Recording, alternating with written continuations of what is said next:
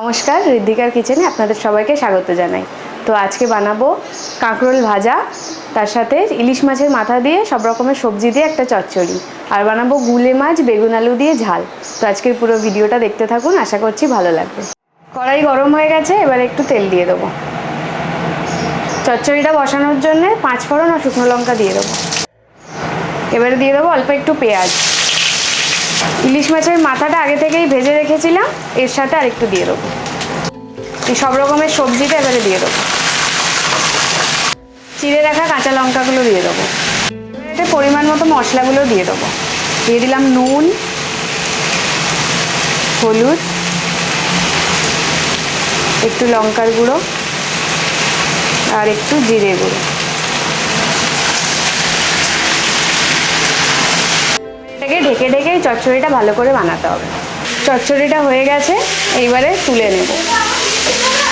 কাঁকরোল ভাজাটা বানানোর জন্যে কড়াইতে অল্প তেল দিয়ে দেবো। তেলটা গরম হয়ে গেছে, একটু কালো জিরে ফোড়ন দিয়ে দেবো। কুচিয়ে রাখা পেঁয়াজ দিয়ে দেবো। হয়ে গেছে, এবারে এই যে সরু সরু করে কেটে রাখা কাঁকরোলটা দিয়ে দেবো। পরিমাণ মতো নুন দিয়ে দেবো আর একটু হলুদ দিয়ে দেবো।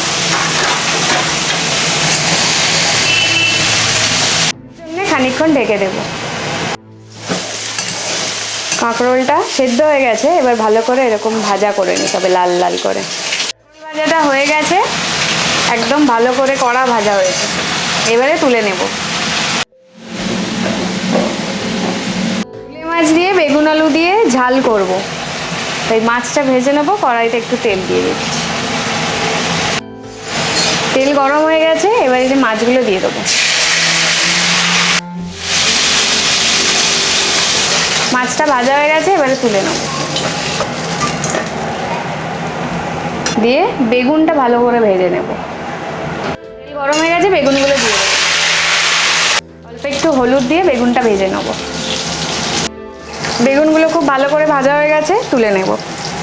তেল গরম হয়ে গেছে, এতে একটু জিরে আর তেজপাতা ফোড়ন দিয়ে দেবো। এটাও দিয়ে দেবো। অল্প একটু আদা রসুন বাটা দিয়ে দেবো। এবারে এই যে কেটে রাখা লঙ্কা আর টমেটোটা দিয়ে দিলাম। পরিমাণ মতো নুন দিয়ে দেবো, হলুদ দিয়ে দেবো পরিমাণ মতো, অল্প একটু লঙ্কার গুঁড়ো, অল্প একটু জল দিয়ে আর কষে নেব। মতো জিরে গুঁড়ো দিয়ে দিলাম। এবারে মশলাটা খুব ভালো করে কষে তারপরে জল দেব। মশলাটা খুব ভালো করে কষা হয়ে গেছে আলুর সাথে, এবারে একটু জল দিয়ে দেবো।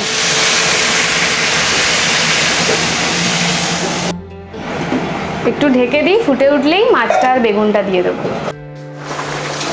ঝোলটা ফুটে গেছে,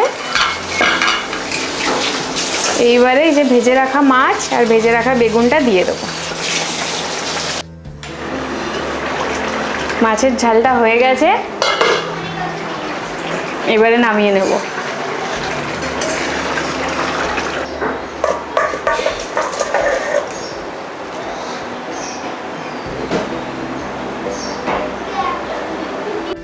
আজকের ভিডিওটা এইটুকুই। যদি ভালো লাগে like, comment, share and subscribe করবেন। দেখা হচ্ছে অন্য দিন অন্য ভিডিও নিয়ে।